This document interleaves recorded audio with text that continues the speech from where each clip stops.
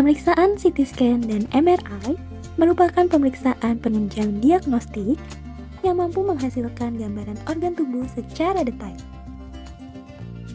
Berbeda dengan pemeriksaan konvensional atau foto ronsen, CT scan dan MRI membutuhkan waktu yang lebih lama.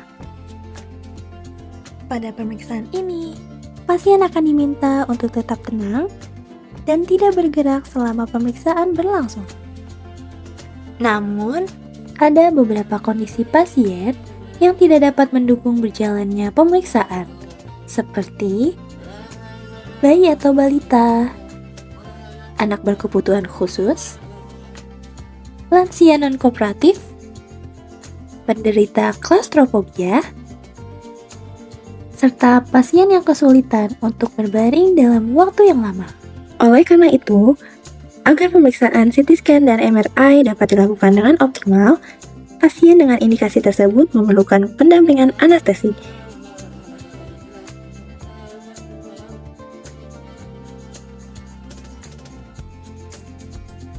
Langkah pertama, pasien datang dengan membawa amperahan dari dokter pengirim untuk dilakukan penjadwalan CT scan atau MRI di instalasi radiologi. Setelah itu, petugas radiologi akan menyarankan pendampingan anestesi. Petugas radiologi akan memberikan lembar konsultasi atas persetujuan dokter radiologi. Langkah selanjutnya, pasien atau keluarga pasien membuat jadwal konsultasi di zona C. Zona C terletak pada sisi sebelah kanan dari pintu masuk poli umum rawat jalan. Setelah mendapatkan jadwal konsultasi dari zona C, pasien melakukan konsultasi ke poli anak untuk pasien anak dan konsultasi ke dokter penyakit dalam untuk pasien dewasa, sesuai dengan jadwal yang telah ditentukan. Langkah berikutnya, pasien akan diminta untuk cek darah lengkap di laboratorium. Setelah terdapat hasil laboratorium darah lengkap, pasien berkonsultasi ke poli anestesi sesuai jadwal yang telah ditentukan. Di sana, pasien akan dinilai kondisinya oleh dokter anestesi. Apabila dokter anestesi menyetujui tindakan pemeriksaan radiologi dengan pendampingan anestesi, maka dokter anestesi akan menyerahkan lembar persetujuan tindakan dan resep obat anestesi. Langkah berikutnya, keluarga pasien atau pasien menebus obat anestesi di farmasi lantai 1 gedung poli umum rawat jalan.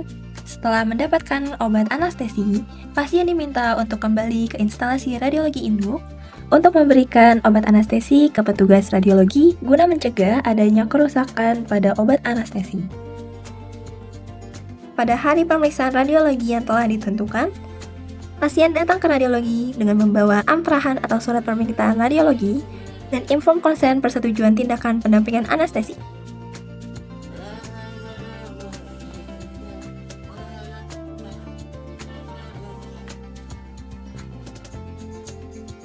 Pasien pemeriksaan radiologi dengan pendampingan anestesi akan diminta untuk melakukan persiapan puasa, tidak makan dan tidak minum, sampai pemeriksaan radiologi selesai dilakukan.